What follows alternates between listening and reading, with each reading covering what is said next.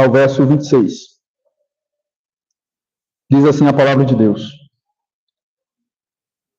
Ouvistes que foi dito aos antigos: não matarás, e quem matar estará sujeito a julgamento. Eu, porém, vos digo que todo aquele que sem motivo se irá contra seu irmão estará sujeito a julgamento. E quem proferir um insulto a seu irmão estará sujeito a julgamento do tribunal.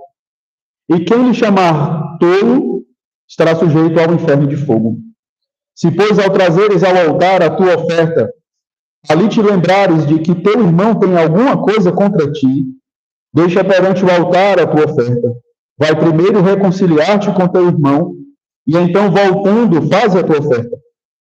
Entre em acordo sem demora com teu adversário, enquanto estás com ele a caminho, para que o adversário não te entregue ao juiz, o juiz ao oficial de justiça, e sejas recolhido à prisão.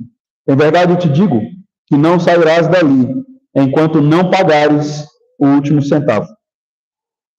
Senhor, nós mais uma vez oramos e clamamos pela santa iluminação do teu Espírito, sem a qual, Pai, nós temos a convicção de que nós não entenderemos esse texto. Não entenderemos redentoramente. Não entenderemos de modo a aplicar, a confessar e a buscar, Deus, na dependência da mediação de Cristo, uma vida agradável na tua presença. Por isso, Pai, ilumina o nosso entendimento. Nos ajuda a aplicar essa palavra aos nossos corações. Me ajuda como pregador, Deus, a aplicar esta palavra ao coração da tua igreja. Nós assim oramos em nome de Jesus. Amém. Eu preciso confessar a vocês que eu já matei algumas pessoas. Vocês não conhecem muito bem a minha história, né? Mas eu já matei algumas pessoas. E calma, podem ficar tranquilos. Porque eu estou tranquilo aqui, porque eu estou também diante de assassinos. Vocês também já mataram pessoas. Vocês também já assassinaram pessoas. E você então vai dizer, mas pastor, como assim? Ou então será que alguém está dizendo aqui, será que o pastor sabe? Mas veja, quando nós olhamos este mandamento, não matarás, nós percebemos, meus queridos irmãos, que não existe apenas o mandamento no quesito comportamental, existe também o mandamento no aspecto interior. Porque é sobre isso que Jesus está tratando aqui. Então a pergunta que eu faço para você nessa noite é: qual foi a última vez que você matou alguém? Qual foi a última vez? E veja, infelizmente nós que temos uma natureza caída, muitas vezes vamos cair nesse pecado, mas a questão, meus queridos irmãos, é qual tem sido a sua atitude em relação a esse pecado? Você finge que não vê? Você aceita esse pecado como um pecado tolerável? Ou você pensa com um certo cinismo, todo mundo é assim mesmo, todo mundo peca. Mas é importante que você considere isso nessa noite, porque a palavra de Deus vai nos mostrar que aquele que vive em pecado não conhece a Deus. E às vezes a gente tende a tolerar esse pecado porque socialmente ele não traz muito impacto assim, não traz tanta vergonha assim. Então, a gente muitas vezes alimenta ódio no nosso coração em relação ao nosso próximo e vamos caminhando. Porque nós não cometemos nenhum pecado sexualmente reprovável, e nós tendemos muitas vezes a atribuir a esse tipo de pecado um valor maior, e é claro, é um pecado terrível, mas é igualmente terrível e até abominável aquele que cria contenda entre irmãos. Olha o que diz 1 João 3, versículo 9 e 10.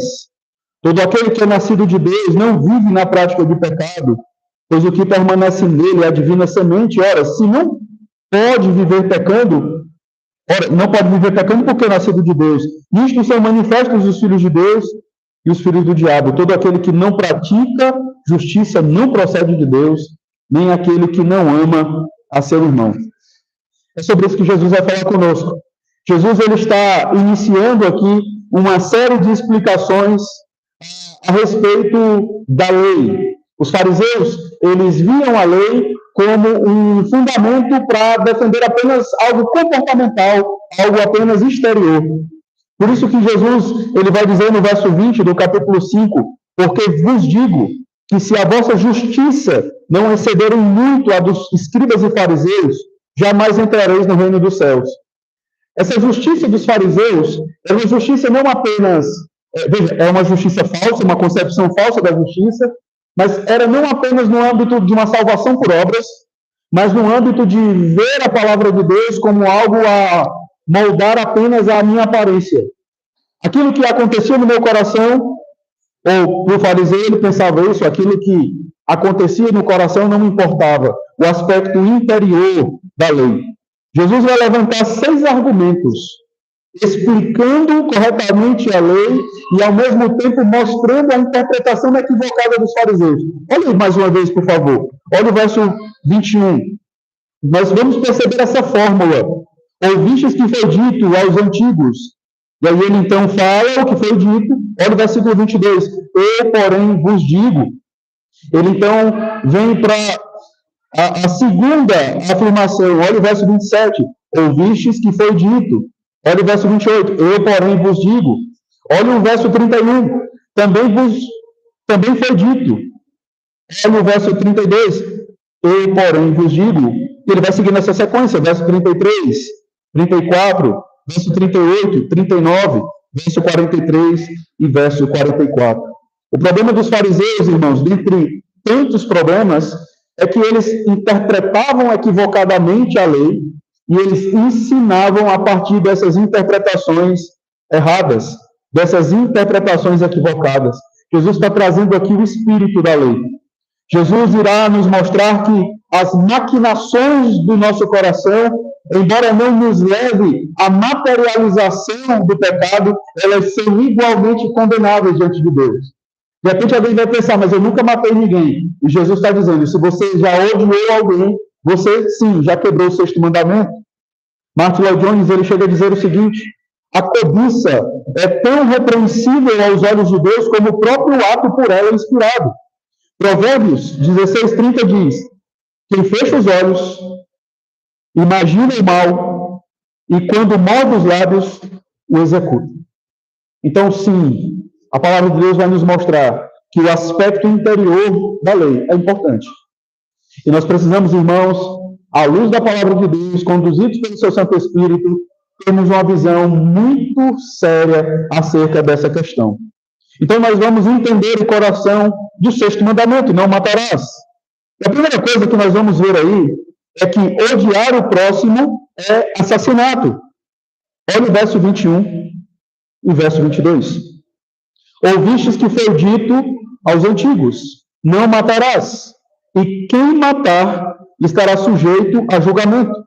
Eu, porém, vos digo que todo aquele que sem motivo se irá contra seu irmão estará sujeito a julgamento. E quem proferir um insulto a seu irmão estará sujeito a julgamento do tribunal. E quem lhe chamar tolo estará sujeito ao inferno de fogo.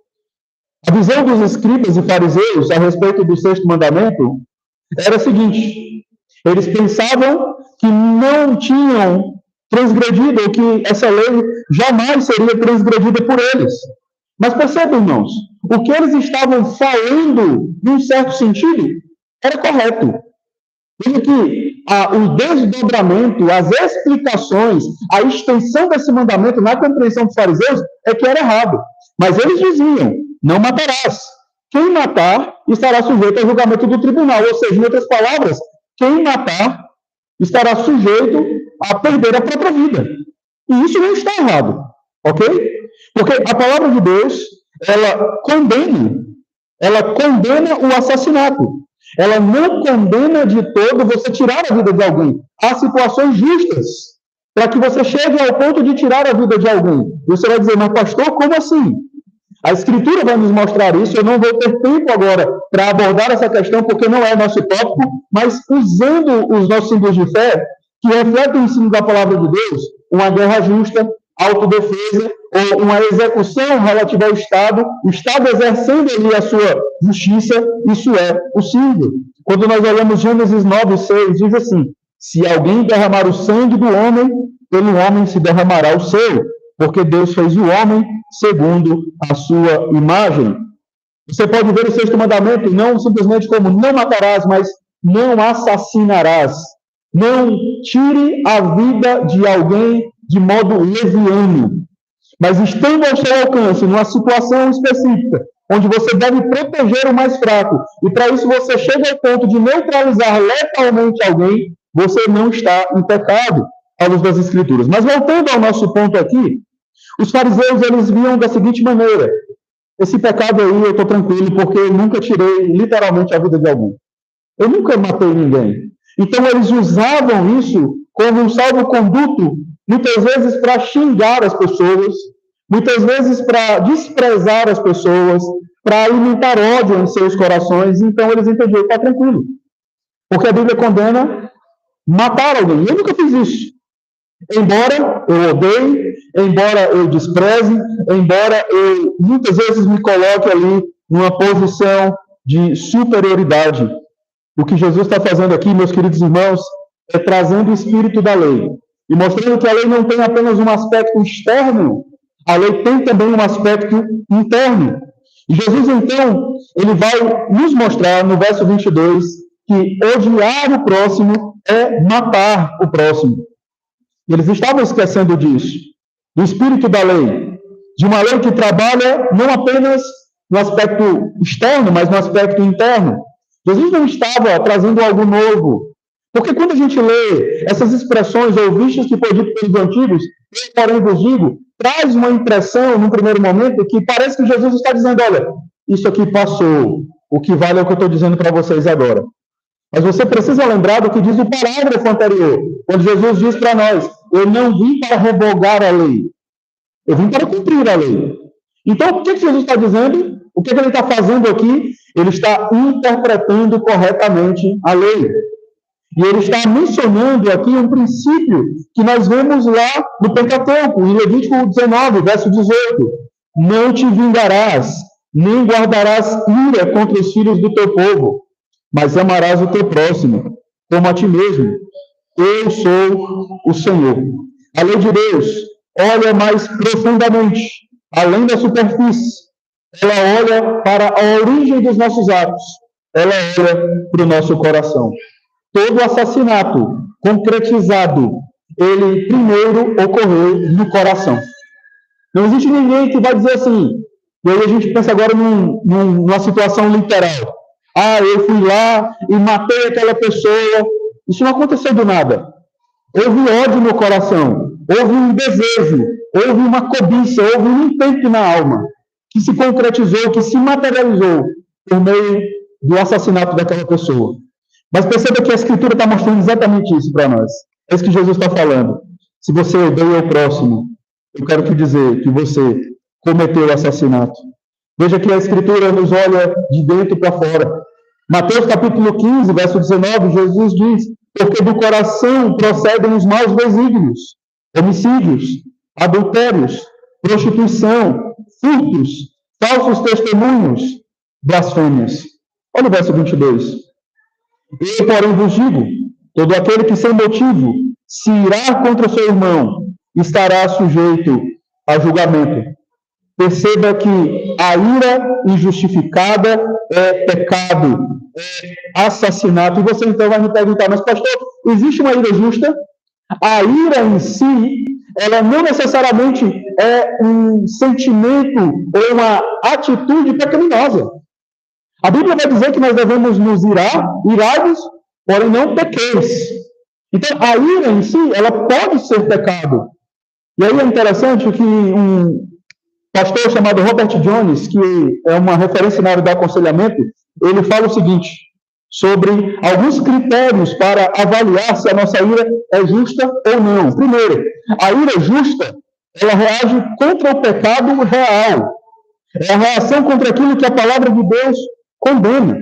Não é uma questão de estar meramente incomodado pela violação de uma preferência pessoal ou tradição humana.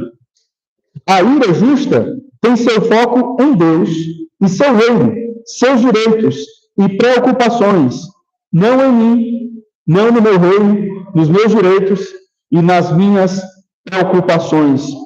Nas Escrituras, motivações, centradas em Deus, não egocêntricas, é que impulsionam a ira justa. E por último, a ira justa é acompanhada por outras qualidades piedosas e se expressa de maneiras piedosas. Não ignora pessoas, não esnoba pessoas, nem se retrai com elas. Pelo contrário, a ira justa traz consigo as virtudes gêmeas da confiança e do autocontrole. Certamente essas não eram as motivações dos fariseus. O que significa, meus queridos irmãos, irar-se? Numa perspectiva interior, você cai no pecado da ira, conforme Jesus está condenando aqui, quando você alimenta amargura no seu coração, quando você não perdoa. E você então começa a alimentar pensamentos, a alimentar conceitos em relação ao seu irmão.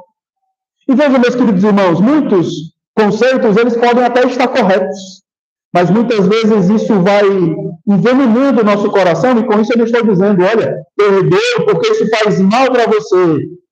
Não, meu querido, é claro, faz mal para você não perdoar. Mas há algo muito maior que deve impulsionar você a perdoar. O fato de que Deus é o teu Deus, e Ele nos manda perdoar. Então, a razão não sou eu, não é o meu bem-estar, é a glória de Deus. Alguém que alimenta amargura contra o próximo está se irando, está demonstrando ira contra o próximo. Alguém que alimenta raiva no seu coração. Isso pode acontecer, por exemplo, numa discussão conjugal. Isso pode acontecer, por exemplo, numa discussão dentro da igreja, alguma situação. Alguém que se exalta contra o seu próximo. Alguém que guarda rancor. Alguém que se distancia do seu próximo. É interessante que Tiago, capítulo 2, quando ele fala sobre a acepção de pessoas, ele compara a acepção de pessoas à quebra do sexto mandamento. Fazer acepção de pessoas é quebrar o sexto mandamento. É uma atitude de ira contra o próximo. Não, vamos criar aqui uma situação para não ter determinada pessoa. É claro, meus queridos irmãos, que essa questão que eu estou falando aqui, ela precisa ser considerada de uma maneira muito cuidadosa. Você não vai trazer um pedófilo para dentro da sua casa porque você tem que amar o próximo. Você não vai trazer um abusador para dentro da sua casa porque você tem que amar o próximo. Você não tem que conviver com um marido violento que falta matar você porque você tem que amar o próximo. Não. Isso é condenado nas Escrituras. Ok? Nós precisamos entender que nem sempre é possível termos paz uns com os outros. Mas aqui, meus queridos irmãos, nós estamos falando de situações que muitas vezes nos ferem, não porque a palavra de Deus foi transgredida, mas porque as minhas preferências, porque eu me senti envergonhado por uma confrontação, ou porque alguém me tirou da minha zona de conforto. Nós precisamos ter cuidado com isso e evitarmos cair neste pecado, numa perspectiva exterior, fúria, violência, injustiça. Nós devemos ter cuidado, muito cuidado com isso. Eu vou falar aqui de uma situação que não é incomum para nós, pais. Eu sei que você, assim como eu, não gosta de ver o seu filho ser injustiçado. Não é verdade? Eu acredito que esse é o sentimento da maioria dos pais. Mas sabe aquela vez que, de repente, alguém sem razão chegou e bateu no seu filho e você internamente ficou ali pensando: por que o meu filho não cerrou os punhos e também retrucou? E bateu nele. E aí a gente chega, às vezes, para o filho e dá uma aula de kickbox para o filho, né? De Muay Thai. Ó, filho, a próxima vez você dá uma voadora assim e tal. Mas calma. É só se alguém tirar o carrinho da sua mão. É só isso. Então, nós precisamos ter cuidado. Isso é demonstração de ira. É claro, meus queridos irmãos, que nós devemos ensinar os nossos filhos a ser homens. Nós devemos ensinar os nossos filhos a usar a sua força física, sim, para se defender e para defender o mais fraco. Mas autodefesa é diferente de vingança. São coisas diferentes. E nós sabemos muito bem disso. Isso é demonstração de ira. Isso é assassinato. Jesus vai trazer outros exemplos externos de ira. Proferir insultos, olha o versículo 22, e quem proferir um insulto a seu irmão estará sujeito a julgamento do tribunal. Os fariseus faziam muito isso. A expressão que nós temos aqui, ela traz a ideia de algumas palavras, irmãos, que é importante falar as suas palavras para que os irmãos entendam, e não ficam no campo da abstração, algo sem estar concreto na mente. Imbecil, idiota, burro. Muitas vezes nós fazemos isso. Cabeça oca, claro, eu acho que não é nossa cultura falar isso, né? Mas sabe quando você está no trânsito e de repente já aparece uma moto na sua frente, de repente, ou um carro de onde você não viu, e você, não, mas é normal, é porque eu sou assim, é o trânsito, está tranquilo. Não, meus irmãos, isso não condiz com a realidade do cidadão do reino. Não se esqueça, Jesus está descrevendo aqui o caráter do cidadão do reino. Alguém que despreza o outro, e quem lhe chamar tolo, olha o final do verso 22, e quem lhe chamar tolo estará sujeito ao inferno. Quantas vezes nós não desprezamos os outros? Quantas vezes nós não vemos isso dentro da igreja? Desprezo. Talvez porque o outro não está no mesmo nível acadêmico que o meu, talvez porque o outro não tem as mesmas condições financeiras do que eu. Essas coisas acontecem. E eu quero encorajar você a pensar um pouco fora da sua bolha pessoal e ver que muitas vezes isso ocorre dentro da igreja. Quantas vezes a gente não é tentado a desprezar alguém, porque de repente a pessoa não tem o entendimento que nós temos sobre determinadas coisas. Eu não estou falando aqui, meus irmãos, de hereges. Eu não estou falando aqui de seitas. Eu estou falando muitas vezes de pessoas dentre nós, que têm um pensamento diferente. Alguns fazem homeschooling, outros não. E aí, sem perceber, a gente às vezes tende a querer desprezar o outro porque não comanda. É aquele que defende a tal da escola, despreza aqueles que fazem homeschooling, é o contrário. Coisas assim, a gente precisa ter cuidado. E graças a Deus, aqui na congregação, nós temos os dois grupos, né? Que fazem parte de um grande grupo. Tá? Parece que está dividindo a igreja aqui, né? O grupo do homeschooling e o outro grupo. Louvado seja Deus, e convivemos super bem com isso. São formas lícitas de conduzirmos a educação dos nossos filhos. Claro que precisamos ter cuidado para que a Escritura esteja regendo cada aspecto desses pontos que nós mencionamos aqui. Mas tome cuidado com isso. Nós precisamos, irmãos, entender que o ódio direcionado ao próximo é o mesmo que assassinato. Martinho Lutero, ele disse as seguintes palavras: tantos membros quantos você possui, tantas maneiras você poderá achar de matar, seja com a mão, a língua, o coração, o gesto, olhando alguém amargamente, não gostando de ouvir falar dele. Tudo isso significa matar. Porque nesse caso, o coração e tudo que há em você está disposto a desejar que ele já estivesse morto. E ainda que a mão fique parada, a língua silencie, os olhos e ouvidos se escondam, de fato o coração está cheio de assassinato e homicídio. Então, nesse primeiro momento, eu tenho algumas aplicações para você. Primeiro, cuidado com aquilo que está no seu coração. Muito cuidado. Muito cuidado com aquilo que está no seu coração. Nossas ações, as nossas palavras, elas são produtos daquilo que está dentro de nós. Olha o que diz Mateus 12, 34 e 35. Raça de víboras, como podeis falar coisas boas sendo maus? Porque a boca fala do que está cheio o coração. O homem bom tira do tesouro bom coisas boas, mas o homem mau, do mau tesouro, tira coisas más. Cuidado com o seu coração. Provérbios vai dizer, sobretudo, que se deve guardar, guarda o coração. Como é que está o seu coração? Como é que está o seu coração em relação àquela pessoa que te feriu? Aquela pessoa que te desprezou? Aquela pessoa que até pecou realmente contra você? Cuidado com a inveja. Cuidado. Cuidado com o desejo de vingança. Cuidado com a fofoca. Martin Lloyd Jones diz, podemos destruir a reputação de um homem.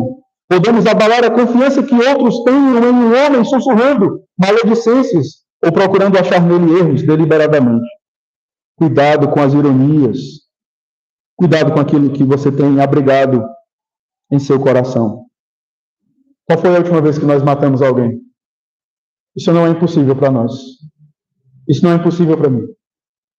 Eu preciso, nessa noite, olhar para esse texto e considerar que Deus está tratando o meu coração, tratando o seu coração e nos levando a um caminho de maturidade, um caminho de piedade. Bom, vamos seguir. Deus exige uma postura de reconciliação urgente de seus filhos. Olha aí, por favor, o verso 23 ao verso 25. Se, pois, ao trazeres ao altar a tua oferta, ali te lembrares de que teu irmão tem alguma coisa contra ti, deixa perante o altar a tua oferta. Vai primeiro reconciliar-te com teu irmão, e então, voltando, faze a tua oferta. Entra em acordo sem demora com teu adversário, enquanto estás com ele a caminho, para que o adversário não te entregue ao juiz, o juiz ao oficial de justiça, e sejas recolhido à prisão. Os crentes, os filhos de Deus, devem encarar a reconciliação com a máxima consideração. Perceba, meus queridos irmãos, o Senhor está dizendo que isso afeta o nosso serviço de adoração a Ele. O que é que geralmente nós fazemos quando nós somos magoados? Qual a grande tentação da nossa alma? É nos distanciar. É abraçarmos o protocolo de política da boa vizinhança. Então a gente não se afasta radicalmente. A gente mantém um certo nível de relacionamento, até porque a gente não quer tratar o assunto e a gente não quer ser exposto. Então a gente até continua falando em muitos momentos, mas a gente continua abrigando no coração percepções pecaminosas, sentimentos que não agradam a Deus. É claro, meus queridos irmãos, que a reconciliação nem sempre será possível. Eu vou falar sobre isso daqui a pouco. Mas o que o Senhor está nos mostrando aqui é que, veja, vai acontecer problema. Vai acontecer do seu irmão pecar contra você, ou você pecar contra ele. E o que você tem que fazer? Deixa a tua oferta lá. Vai se reconciliar com ele. E volta e oferece a tua oferta, entrega a tua oferta ao Senhor. Mas de repente você vai pensar o seguinte: mas pastor, eu estou até com problema com alguém, mas eu não fiz nada. Olha o versículo 23 mais uma vez. Presta bastante atenção o que o texto vai dizer. Se, pois, ao trazeres ao altar a tua oferta, veja, ali te lembrares que teu irmão tem alguma coisa contra ti. Às vezes você não fez nada. Mas, de repente, uma situação mal compreendida e que você sabe. Às vezes a gente não sabe, irmãos. Tem gente que vai passar pela nossa vida e vai ficar chateado gratuitamente conosco. Você não deve estar escravo da imaturidade de muitas pessoas. Mas você, então, sabe que o irmão, ele tem algo contra você. Nós devemos ir ao encontro daqueles que ofendemos ou mesmo que estão equivocadamente ofendidos conosco. E aí, entra no ponto que eu falei anteriormente, que vou voltar aqui. O que é que nós fazemos quando a reconciliação não é possível? Você deve se certificar de que tudo foi feito para o restabelecimento daquele relacionamento.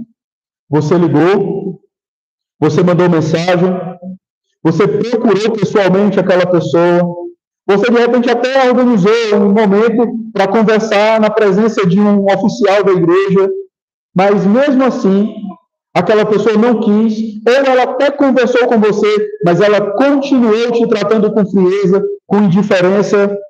O texto de Romanos 12, verso 18, diz: se possível, quanto depender de vós, tende paz com todos os homens. O que depender de vós, tende paz com todos os homens. Nem sempre depende de nós. Veja, peraí, parece que eu contradisse aquilo que eu acabei de falar. A questão é, eu quero. No que depende de mim, eu vou fazer a minha parte. Mas também tem que existir uma resposta do outro lado. E muitas vezes essa resposta não vai vir. Muitas vezes pessoas vão te odiar gratuitamente. Mesmo você tendo sentado com ela, conversado com ela, algumas pessoas vão passar pela nossa vida e elas simplesmente vão resolver não gostar de nós. O que nós fazemos nessa situação? Houve uma época na minha vida, quando eu era adolescente, lá em Fortaleza, ficava mal, eu ficava triste. E eu, às vezes, chegava para a pessoa e pedia perdão por coisas que eu nem tinha feito. Depois eu fui entender que eu estava, na verdade, querendo manipular essas pessoas. Eu pedia perdão, sabendo que eu não tinha errado, mas é porque eu queria gerar uma certa comoção. E muitas vezes nós fazemos isso. Você deve, obviamente, parar e se certificar. Eu cometi algum pecado contra aquela pessoa? Eu quebrei uma lei do Senhor em relação àquela pessoa? Não, foi só uma percepção dela. Porque tem gente que é assim, né? Que percebe muita coisa e às vezes se dói por coisas que a Bíblia não condena. Você deve fazer a sua parte. Você deve ir até essa pessoa. E se ela não quiser corresponder de acordo com as Escrituras, meu querido irmão, você fez a vontade de Deus. E ela vai ter que se responsabilizar diante do Senhor. Porque olha o que aqui, capítulo 6 de Mateus, verso 14 e 15, vai dizer. Porque se perdoardes aos homens as suas ofensas, também vosso Pai Celeste vos perdoará. Se, porém, não perdoardes aos homens as suas ofensas, tampouco vosso Pai vos perdoará as vossas ofensas. Aquele que não perdoa, demonstra com isso que nunca nasceu de novo, que nunca foi perdoado. Devemos entregar nas mãos de Deus e seguir nossas vidas livremente, sem estarmos debaixo do jugo de pessoas desprovidas de sinceridade. Infelizmente, muitos crentes parecem não se importar com aquilo que o Senhor está dizendo aqui. Você deve se importar. Você deve fazer a sua parte. Para quem você precisa ligar hoje? Para quem você precisa agendar uma conversa nessa semana? Faça isso. Eu sei, meus irmãos, nem sempre isso é fácil. Nem sempre. Talvez você já teve a má experiência de sentar para conversar com alguém, só você e a pessoa saiu dali distorcendo toda a história. E, infelizmente, existem pessoas assim, que não seja o seu caso nessa noite. Se você sabe que há isso, chame um presbítero, chame o pastor, sente, abra as escrituras e resolva o seu problema. Se você estiver errado, não lute contra isso. Seja humilde. Essa é a primeira marca de um cristão autêntico. Bem-aventurados os humildes de espírito, porque deles é o reino dos céus. Nós não estamos aqui para brigar pelo nosso reino. Se estivermos errados, estaremos errados. Estamos aqui em prol do reino de Deus. Com quem você precisa ligar? Com quem você precisa conversar? Você deve se importar. Se a sua relação está quebrada, você deve se importar. Não deixe de reatar aquele relacionamento que foi quebrado por algum pecado, por um mal entendido. Faça essa ligação. Resolva isso. Efésios capítulo 4, verso 26 diz assim: irai-vos e não pequeis. Não se ponha o sol sobre a vossa ira. O que isso significa? Não deixe para resolver os seus problemas amanhã. A gente gosta muito dessa coisa de, não, pastor, é porque eu preciso de um tempo para entender, porque aí a gente usa um argumento bem piedoso. Nós devemos nos humilhar diante de Deus, irmãos, e fazer a vontade dele, ainda que isso seja desconfortável para nós. Vamos seguir. Quais as consequências de uma conduta rebelde ao não buscar reconciliação com o próximo? Olha o verso 23 mais uma vez.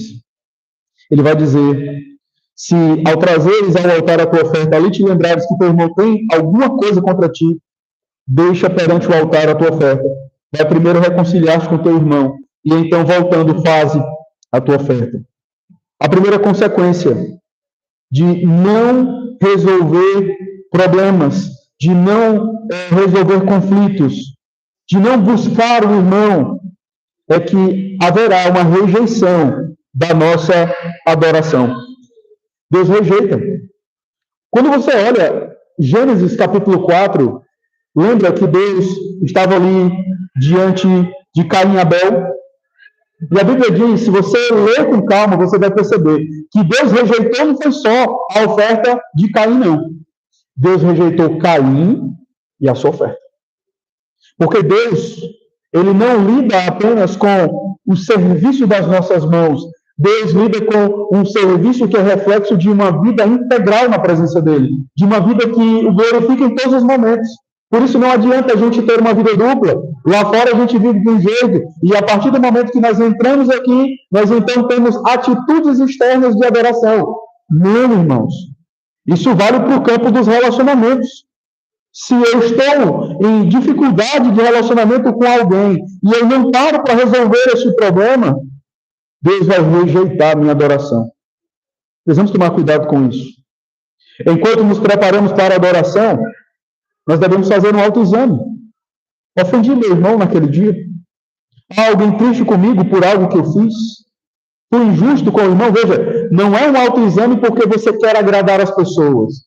Não é um autoexame porque você quer ser bem visto pelas pessoas, mas porque você quer agradar a Deus. Porque você quer glorificar o Senhor. Veja o que o texto vai dizer. Deixa perante o altar, verso 24. Deixa perante o altar a tua oferta. Vai primeiro reconciliar-se com teu irmão. E então, voltando, faz a tua oferta. Aí alguém vai olhar para esse texto e vai dizer o seguinte: por que eu vim para a igreja hoje? Não devia nem ter vindo. Aí se você pensa dessa forma, e aí você vai entender a urgência que Jesus está tratando aqui, você está quebrando o quarto mandamento. Deus não quer que você quebre o quarto mandamento. Deus não quer que você negligencie a adoração. A adoração é um dever que nós devemos cumprir semanalmente. Todos os domingos, é o dia do Senhor. Mas, pastor, eu estou com um problema. Então, vai resolver. O domingo está vindo aí. E você precisa sentar com essa pessoa e resolver os seus problemas. Veja, a ideia não é você negligenciar a oferta, negligenciar a adoração. Deixa no altar a tua oferta. Vai reconciliar com teu irmão. Então volta e faz a tua oferta. Por quê? Porque se você não liga a essas coisas, Deus vai rejeitar a sua adoração. Juízo de Deus é uma outra consequência sobre aqueles que não amam a paz. Olha o que a palavra de Deus mostra para nós. No final do verso 24, veja, no final do verso 22, no verso 25 e no verso 26, eu não vou ler esses textos, mais uma vez, esses versículos, mas você vai perceber expressões como sujeito ao inferno de fogo, para que o adversário não te entregue ao juiz, o juiz é o oficial de justiça, e sejas recolhido à prisão. Em verdade, te digo que não sairás dali enquanto não pagares o último centavo. O que o Senhor está nos mostrando aqui, meus queridos, é que Ele é adversário daqueles que amam a inimizade. O Senhor se opõe àqueles que amam a contenda. Não é à toa que lá em Provérbios ele vai dizer que odeia, abomina aqueles que armam contendas entre os irmãos. No Salmo 133, a palavra de Deus vai nos mostrar, em pelo menos 3 momentos, que um verbo ele está ali se repetindo. É como um óleo precioso sobre a cabeça, o qual desce para a barba de Arão e desce para a gola de suas vestes. É como o orvalho do Hermon que desce sobre os montes de Sião. É um salmo que fala sobre comunhão. E ele está ilustrando aqui, mostrando que essa comunhão ela vem de cima para baixo. O que nos leva à compreensão que o Senhor ele é o maior interessado do que o seu povo vive em plena comunhão. Por que eu devo me importar? Porque Deus se importa. Por que eu devo fazer isso? Porque Deus quer. É isso. E você, talvez assim como eu, em muitos momentos, diante de ofensas, diante de situações difíceis, eu te entendo. E muitas vezes eu sou tentado a pensar mais ou menos assim: deixa para lá. Não vou me importar com isso. Quem ele pensa que é? Será que ele não me conhece? E às vezes a gente vai alimentando mágoa e mágoa e mágoas no coração. E contra a comunhão, irmãos, é ir contra o Senhor. Ele é adversário daqueles que odeiam o próximo. Veja, não vamos ter uma visão romântica da igreja. A igreja tem muita gente difícil. Muita gente difícil. Mas sabe quando que eu aprendo a lidar com pessoas difíceis? E eu estou aprendendo. Estou aprendendo. Às vezes eu tiro 10, às vezes eu tiro 1, às vezes eu tiro 2. Essas provas. Mas em tudo isso eu lembro da graça capacitadora do Senhor que sempre me traz. E me faz perceber que eu amo pessoas difíceis, lembrando que eu sou uma pessoa difícil. Eu sou uma pessoa difícil. E Deus me ama. Por favor, não façam isso. Minha esposa me conhece mais do que qualquer um de vocês. Eu ia dizer assim, pergunte a minha esposa. Mas é assim, né? As pessoas da nossa casa nos conhecem mais do que as pessoas da própria igreja. E elas sabem o quão difíceis nós somos. Mas há alguém que sabe muito mais do que os nossos cônjuges. O Senhor, Ele sabe que nós somos muito difíceis mesmo. E mesmo assim Ele nos ama. Da mesma forma que você é amado gratuitamente, ame também. Por isso, meus queridos irmãos, isso aqui é algo sobrenatural. Só é possível na vida daqueles que temem ao Senhor. Por isso que Jesus está descrevendo a condição do cidadão do reino, daquele que é habitado pelo Espírito. Ame pessoas difíceis, porque você é uma pessoa difícil. Tema ao Senhor. Tema o juízo do Senhor. Tema. Amar o irmão fortalecerá cada vez mais a segurança da sua salvação. Não é que eu vou amar para ser salvo, mas o amor ao próximo, o amor ao meu irmão vai fortalecer no meu coração que de fato eu sou crente. Quem está dizendo isso é a primeira epístola de João. Ele vai dizer em um certo momento que nós teremos segurança na volta de Cristo. Não é porque nós somos bons, é porque o amor ao próximo é uma evidência de um verdadeiro cristão. Vamos nos lembrar daquilo que eu até citei hoje pela manhã. 1 João 2,3. Ora, sabemos que temos conhecido por isto, se guardamos os seus mandamentos. Dentre os mandamentos do Senhor, nós temos a segunda parte, que vai do 5º ao 10º mandamento, que nos diz como nós devemos amar o próximo. Se você ama o próximo, você pode ter a convicção de que você guarda, ou de que você de fato conhece o Senhor. Mas se você vive plantando contendas, olha o que diz Gálatas 6, 7 e 8. Não vos enganeis, de Deus não se zomba, pois aquilo que o homem semear, isso também se fará. Porque o que semeia para a sua própria carne, da carne colherá corrupção, mas o que semeia para o Espírito, do Espírito colherá vida eterna. Lucas 6, 46. Por que me chamais Senhor, Senhor, e não fazeis o que vos mando? Meus queridos, nós pecamos e caímos nesse requisito. O que Deus requer de nós nessa noite é arrependimento. E uma busca na dependência do Senhor por uma mudança no nosso estilo, na nossa conduta.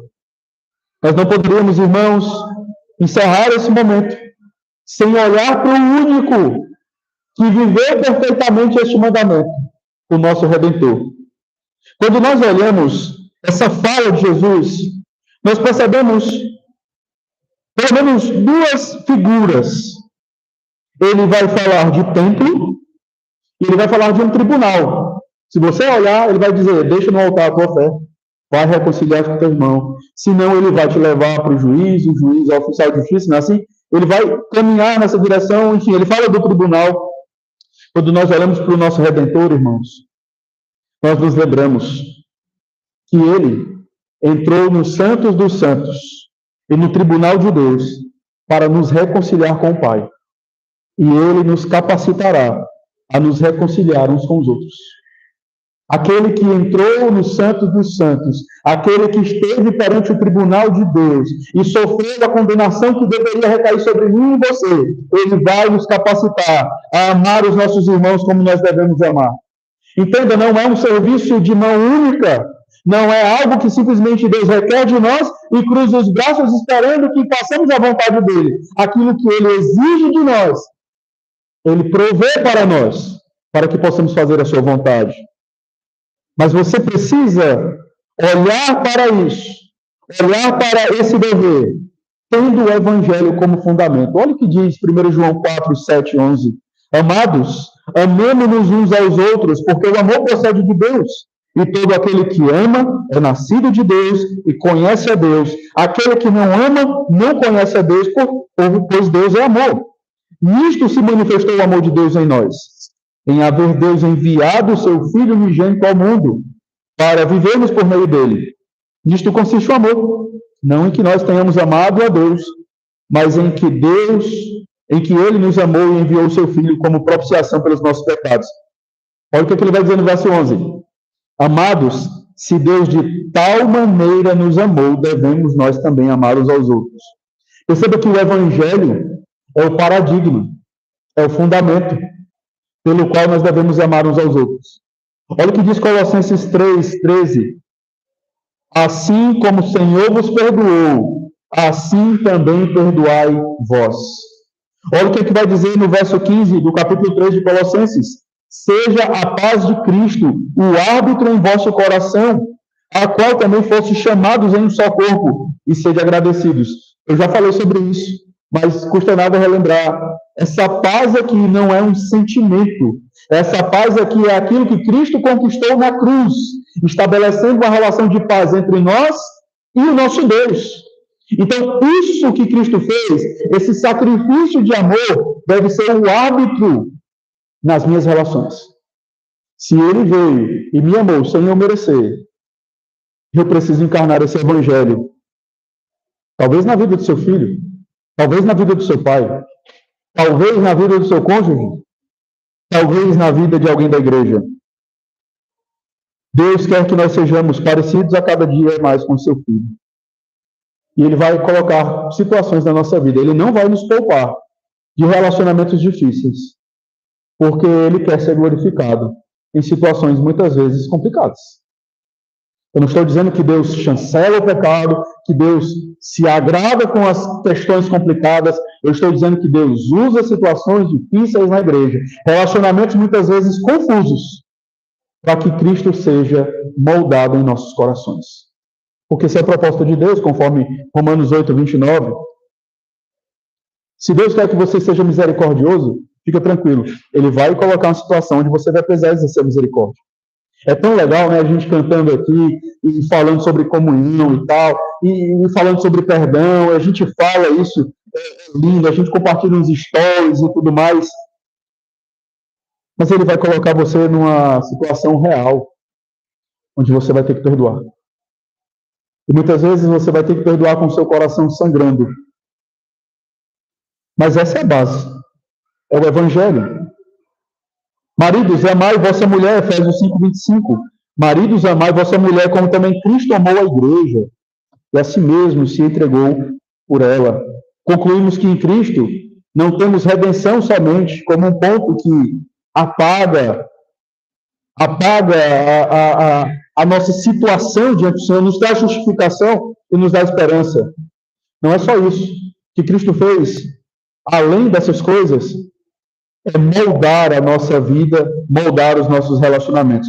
O pastor Paul Tripp, ele diz algo bem interessante. Ele diz: Jesus, pelo seu corpo quebrado e sangrento na cruz, não só deu ao reino de Deus a sua vida e esperança, mas o seu paradigma de vida também.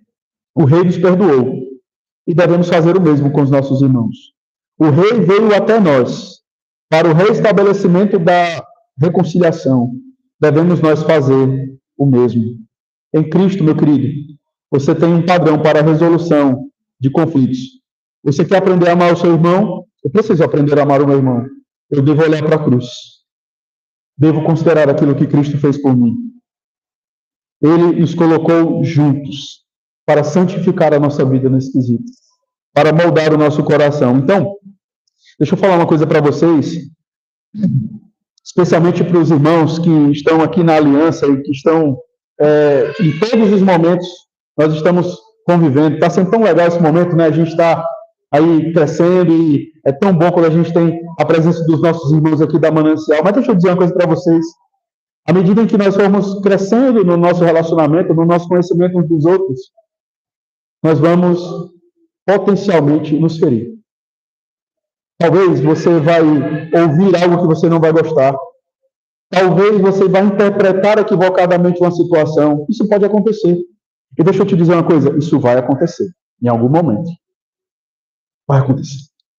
Talvez você vai interpretar equivocadamente uma imagem. Imagina, né? Eu estou passando lá em algum lugar e sei lá, eu me encontro com Tobias e Larissa no meio da rua e a gente tá lá num espetinho comendo uma carne e tal. Vamos tirar uma foto aqui, a gente tira uma foto e de repente, rapaz, não me chamaram. Que história é essa?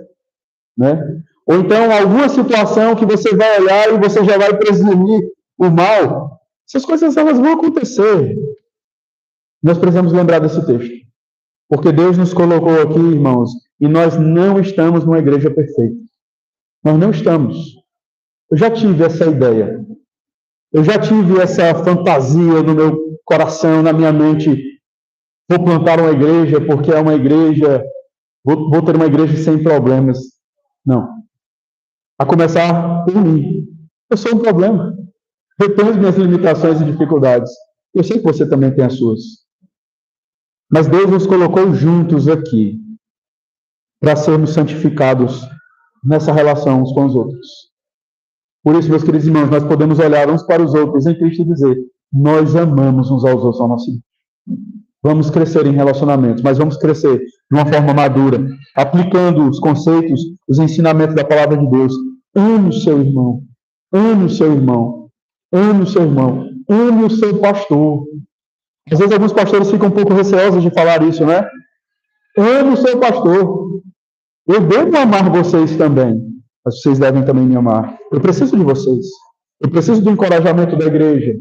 Eu preciso das orações, assim como vocês também precisam. Ame seus pais, ame seus avós, seus irmãos na fé. Cumpra o sexto mandamento na dependência da graça de Cristo. Que Deus nos abençoe, meus irmãos, e que Deus nos fortaleça, e que possamos amar uns aos outros para a glória de Deus. Feche seus olhos. Vamos orar mais uma vez. Senhor, nós te louvamos e exaltamos o teu santo nome pela tua palavra preciosa que encoraja a nossa alma nessa noite. Nos ajuda, Deus, e nos ensina a viver de acordo com a tua vontade. Que possamos, Deus, amar uns aos outros, crescer em relacionamento uns com os outros. E assim, Pai, nesse crescimento deste relacionamento, glorificar e exaltar o Senhor. Abençoa, Pai, a Igreja Presbiteriana Manancial, mais uma vez. Abençoa, Pai, a nossa congregação.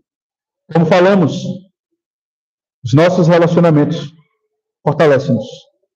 Abençoa, Pai, os oficiais, presbíteros, Reverendo Christopher, diáconos.